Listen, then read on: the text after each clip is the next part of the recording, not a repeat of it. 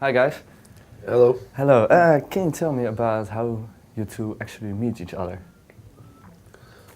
Zay was he was on a walk, this charity walk. He was walking from San Francisco to Los Angeles. It was a really noble thing. It was to help homeless people, raise funds for homeless people in Los Angeles, and I was walking too, and we were having there was a drum circle, and me and Zay were both in the drum circle, and we just started talking about music, and before you know it, N.A.S.A. N.A.S.A, yeah. Yeah, you have your first record out now. And on that record there are a lot of other artists featuring the songs. How did that whole process work? Was it like you just called all those people like, hey, do you want to be on my record? Or did that just came to you? It was like a long journey. Like when we first started, like we didn't know what we were doing exactly. We just started like making beats for fun and like wondering, like I wish this how this track would sound with this guy, and we were like just like flipping a cappellas, imagine working on the songs.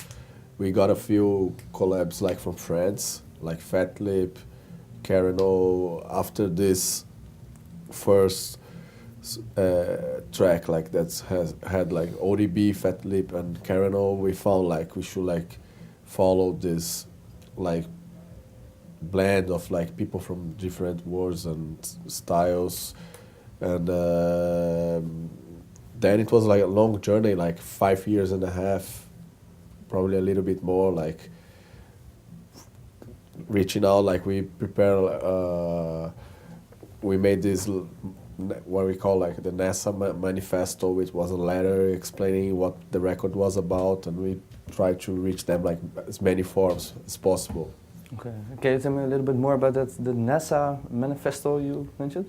Well, it's really like what ended up being the intro to the record. It just kind of says like what the record is about, which is about like bringing worlds together and, you know, not being open-minded, exploration, and, you know, looking for stuff outside of your comfort zone, and like really like unity. Like it's a very unifying theme, and so that was part of the letter. Then we'd kind of explain the record and how it related to a particular artist that we're sending it to, and then we kind of said, okay, here's the song, here's what we imagine you doing on it, and then we would just attach the song too.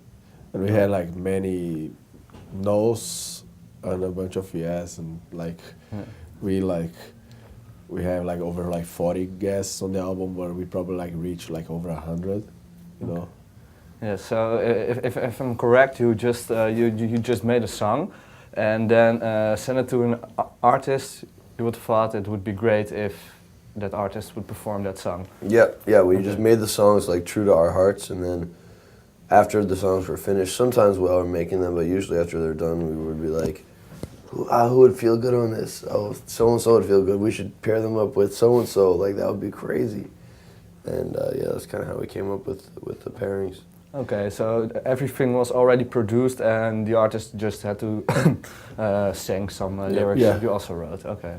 Sometimes we wrote the lyrics, sometimes not. Okay. Were there artists who respond very positive to it and said something like, oh, maybe you can do this or maybe you can do that, like they brought some new ideas Sure. in? Yeah. I mean, it was really an amalgamation of everyone's ideas and thoughts, and very kind of communal, collaborative record. It definitely wasn't us being like, you know, dictators and saying, no, it's like this. Everyone kind of contributed a little bit of something. I think that brought to the real positive feeling on the record.